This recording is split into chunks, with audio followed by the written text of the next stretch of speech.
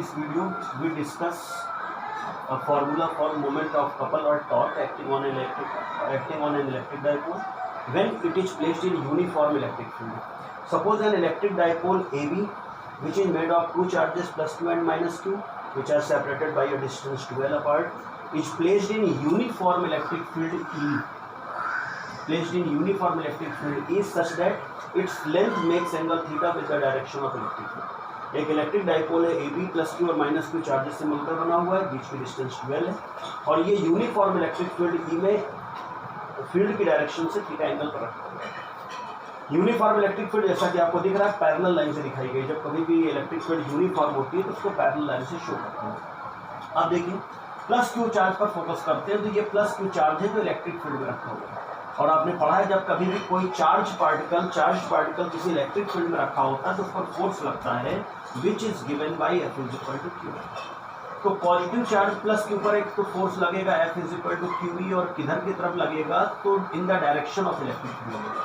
क्योंकि positive charge है, positive charge पर जो फोर्स लगता है वो in the direction of electric field लगता है। उसका रीजन ऐसे भी समझ सकते हैं, इलेक्ट्रिक फील्ड लाइन अगर ऐसे गई है तो इधर पॉजिटिव चार्ज होगा और यहाँ पे निगेटिव चार्ज होगा और पॉजिटिव चार्ज पर हमेशा फोर्स लगता है निगेटिव की तरफ। तो F is equal to q in the direction of electric field. Similarly the same force is acted upon end B in the opposite direction of electric field. यहाँ पर minus charge है तो minus charge पर भी यही force लगेगा F is equal to q but in the opposite direction of electric field लगेगा। Electric field की अपोजिट डायरेक्शन में लग रहा है F इज इक्वल टू।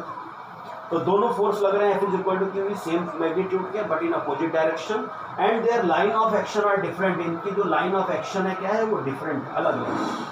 अगर यही दोनों फोर्स एक ही लाइन पे या एक ही पॉइंट पर वर्क कर रहे होते तो ये दोनों एक दूसरे को कैंसिल कर देते जैसा आपने मैकेनिक्स में देखा है। बट यही दोनों फोर्स अगर अलग अलग पॉइंट पर वर्क कर रहे हैं तो ये दोनों एक दूसरे को कैंसिल नहीं करते बल्कि ये मिलकर के कपल बनाते हैं जिसका मोमेंट का फॉर्मूला होता है tau is equal to F into. ये भी मैकेनिक्स में पढ़ाया गया tau is equal to F into. तो यहाँ पर यही बात आ रही है, दोनों फोर्स इक्वल है बट अपोजिट डायरेक्शन में, दोनों की लाइन ऑफ एक्शन डिफरेंट है, दोनों मिलकर कपल बनाएंगे और उस कपल का मोमेंट कपल करेगा क्या तो आप देख लीजिए इसको F की डायरेक्शन ये जा रही है, इस F की डायरेक्शन ऊपर जा रही है तो दोनों मिल करके एक कपल बनाएंगे और कपल क्या करेगा इसको रोटेट करेगा और रोटेट करके इसको इलेक्ट्रिक फील्ड की डायरेक्शन में लाने की कोशिश करेगा। तो मोमेंट ऑफ कपल क्या होगा, मोमेंट ऑफ कपल जिसे हम लोग टॉर्क भी कहते हैं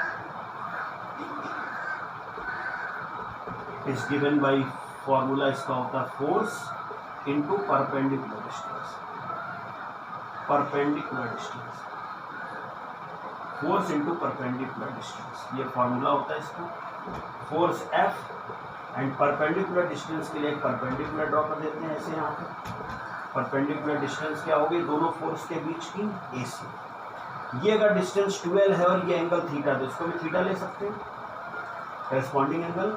ये 12 है तो ये डिस्टेंस आ जाएगी 12 साइन। यहाँ से देख लेंगे साइन थीटा का formula AC upon AB, AC upon AB की जगह 12 then AC is equal to 12 F की जगह पर QB पुटअप करेंगे 12 साइन थीटा, 2QL को साथ में कर लेंगे E sine theta and 2QL को हम लोग P तो P साइन। ये फॉर्मूला आता है टाउ का, tau is equal to P sine theta. It is the formula for moment of couple और torque acting on an electric dipole when it is placed in uniform electric field of intensity E such that its length make angle theta with the direction of electric field.